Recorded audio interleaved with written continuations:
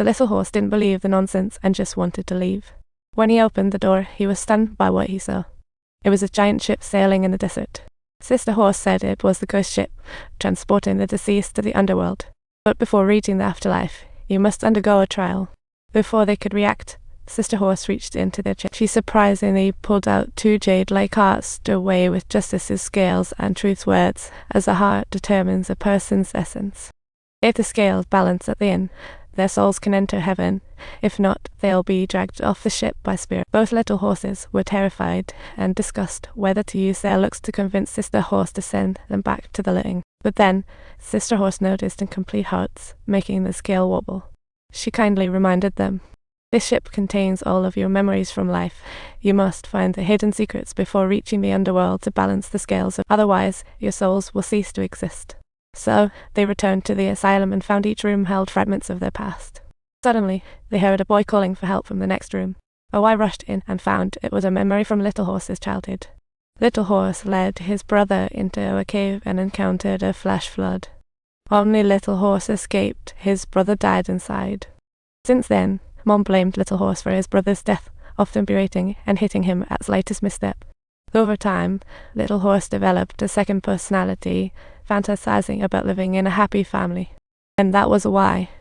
Years later, she couldn't bear it anymore and ended her life. Little Horse was grief-stricken and didn't attend her funeral. Soon, he left his hometown. He went to Egypt and became a mercenary, but while on a mission, he was ambushed and badly injured. He took refuge in a temple. Unknown to him, Khonsi watched, making him an earthly avatar. From then on, Little Horse was the Moonlight Knight.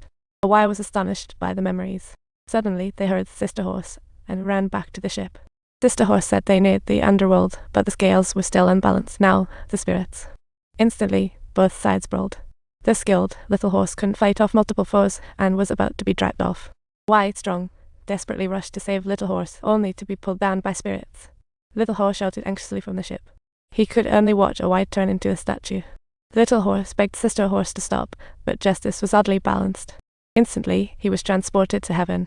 Meanwhile, Old Bai resurrected the goddess Anet, and disaster was about to strike. A man smashed a crystal cup, then took off his leather sandals and sprinkled the shards inside before astonishingly walking in barefoot. It looked painful to watch, but Old Bai strode in like a boss, bringing his crew into the temple of the Egyptian gods while pulling out their sealed staff. He slammed it down hard onto the ground, and all of a sudden, a creature with a human body but monstrous hands and form appeared.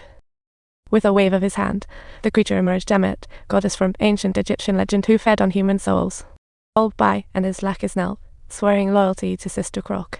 After some flattery, Sister Croc placed her hand on Old. She chose him as her avatar.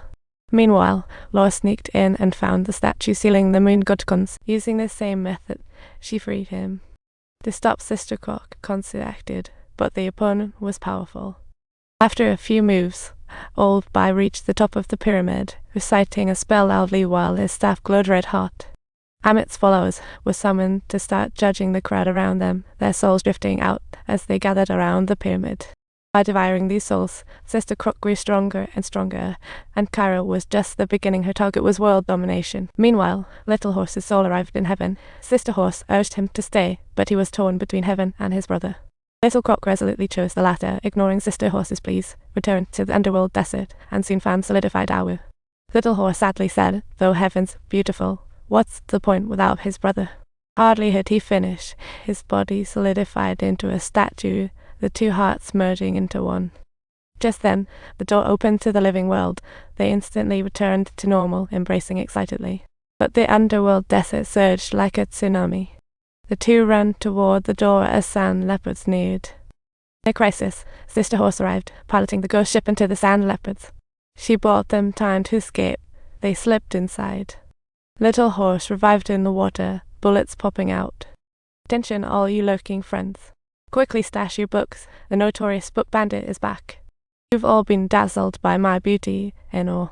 Though I'm average now, as long as I plug my hands into holes. No one can stand up to me. Minutes ago, Sister Croc diluted human souls, and after transforming into the Moonlight Knight, Little Horse rushed onto the scene, immediately engaging Old Bai in battle. The 2 tangled in mid-air. They fought endlessly with no winner. crashing onto the street when Khonsu appeared. Spotted by the foe, Khonsu surprised Sister Croc with his illusion, knocking her down by the pyramid. Then, with his staff, he grabbed her neck.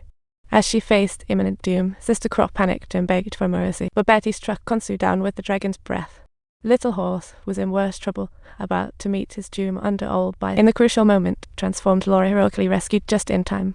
Little Horse never expected his wife to be Sister Horse's avatar.